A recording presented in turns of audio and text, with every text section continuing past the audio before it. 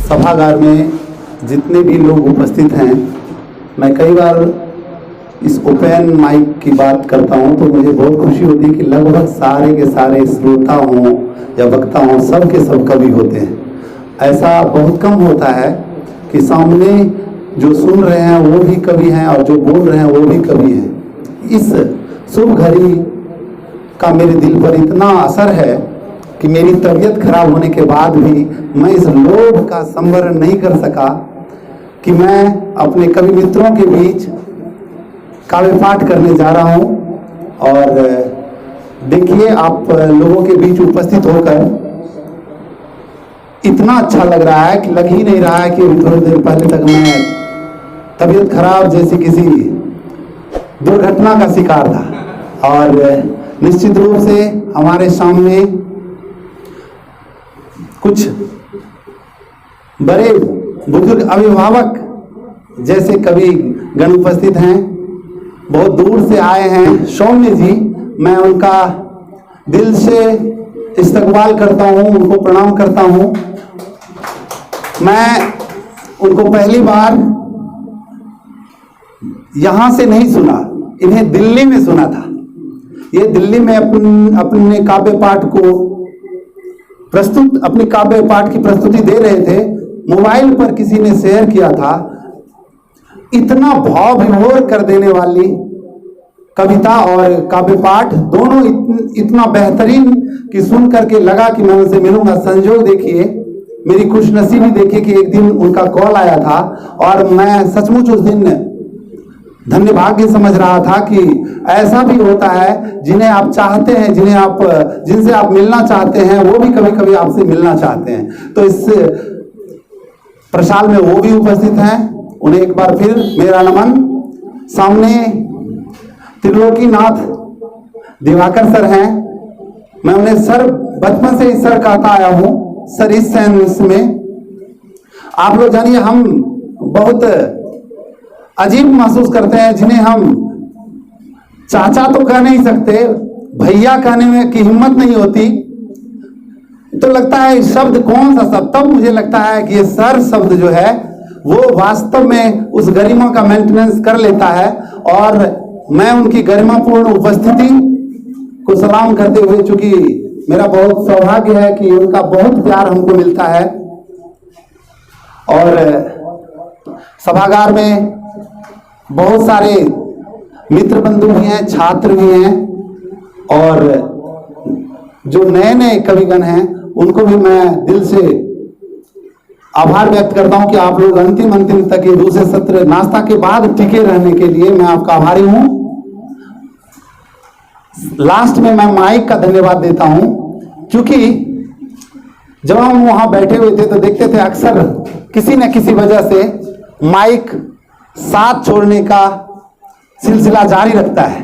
अभी फिलहाल अभी तक इसने साथ नहीं छोड़ा है और मैंने माइक को भी कस के पकड़ा है कि देखो, तुम छोड़ना चाहो तो छोड़ो, लेकिन मैं नहीं छोड़ूंगा। और आप लोग को बताते हैं कि प्रीतम विश्वकर्मा सर गए, उन्होंने जिंदगी के कुछ गूढ़ रहस्य को हम लोगों के सामने सुलझाने का काम किया कि जीवन साथी के साथ निभाना है तो हुज्जत से नहीं, इज्जत से चलिए। और निश्चित रूप से एक बात बताऊं जयकृष्ण जी के बारे में कि जयकृष्ण जी के कार्यक्रम में ये मेरा तीसरी बार आना हुआ है। और जब कभी मैं इनके कार्यक्रम में आता हूं तो एक न एक नई रचना जरूर आती है, जो सबसे पहले इन्हीं के कार्यक्रम में मैं प्रस्तुत करता हूं। और इसी तरह जयकृष्ण जी कार्यक्रम करते रहे तो हमारी रचनाएं बढ़ती रहेंगी।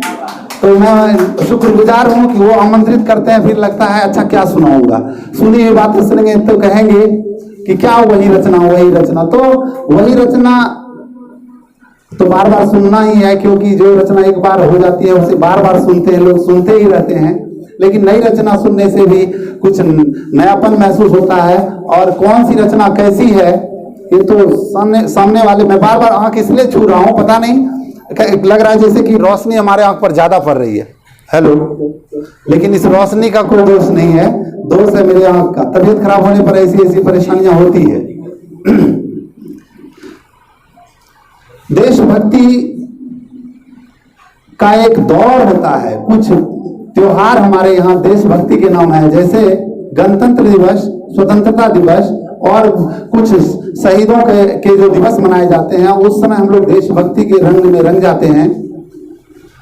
और मैं कवि होने के नाते, अपने कर्तव्य के नाते 4 पंक्ति कहूंगा कि खूबसूरत क्षमा है इरादा हसी, खूबसूरत क्षमा है इरादा हसी, आज हम सब करें एक वादा हसी। खूबसूरत समा है इरादा हसी, आज हम सब करें एक वादा हसी।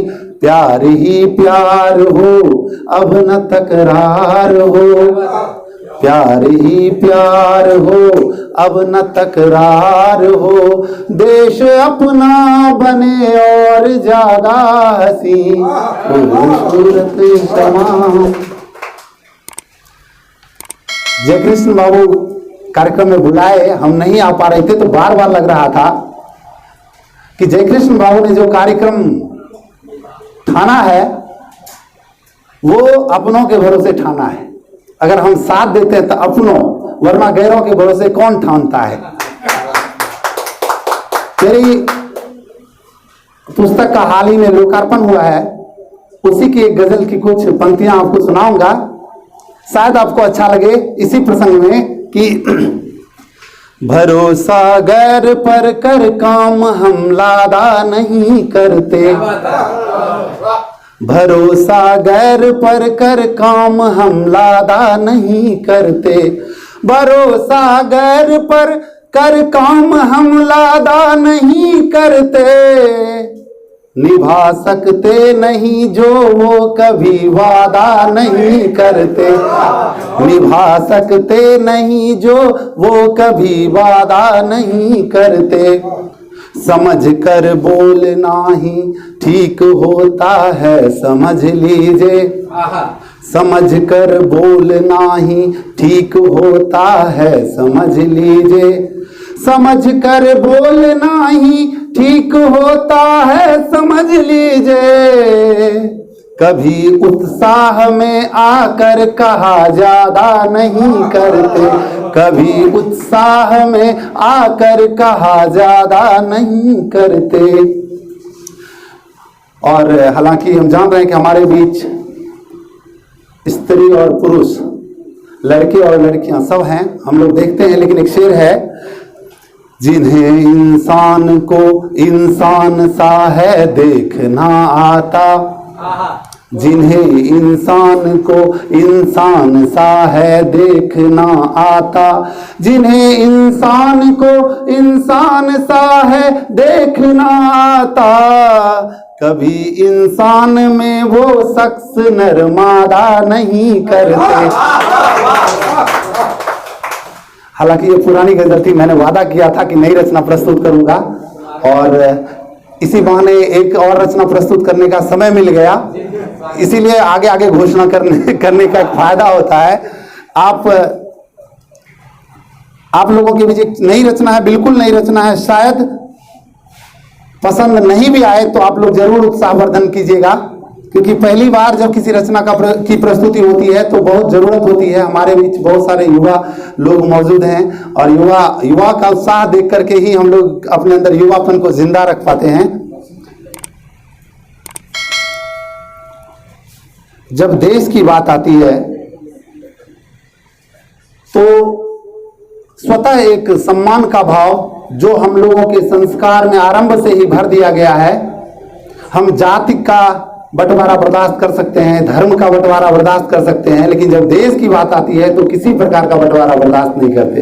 तो ये जो संस्कार में भरा हुआ है कि देश के नाम पर हम धर्म की कुर्बानी दे सकते हैं, देश के नाम पर अपनी जान तक की कुर्बानी दे सकते हैं, लेकिन देश है तो इसका मतलब उसके आगे कुछ नहीं शेष है। हेलो, माइक साथ छोड़ने लगा है। हेलो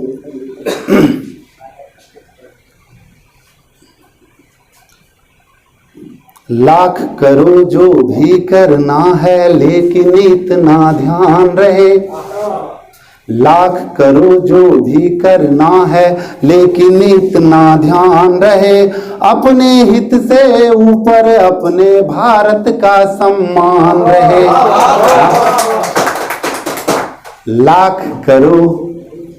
लाख करो जो भी करना है लेकिन इतना ध्यान रहे, अपने हित से ऊपर अपने भारत का सम्मान रहे। जिस मिट्टी में पले बढ़े, जिस मिट्टी में हम खेले, जिस मिट्टी में पले बढ़े, जिस मिट्टी में हम खेले, जिस मिट्टी को चूम चूम कर गम व खुशियां झेले, जिसका हर एहसास रगों में हर पल इतराता है, जिस मिट्टी में उछल कूद कर घूमे कितने मेले, बहुत सुंदर। उस मिट्टी के लिए दिलों में बस केवल गुणगान रहे, उस मिट्टी के लिए दिलों में बस केवल गुणगान रहे, अपने हित से ऊपर अपने भारत का सम्मान रहे, अपने हित से ऊपर अपने भारत का सम्मान रहे। बहुत बहुत धन्यवाद आप लोगों का।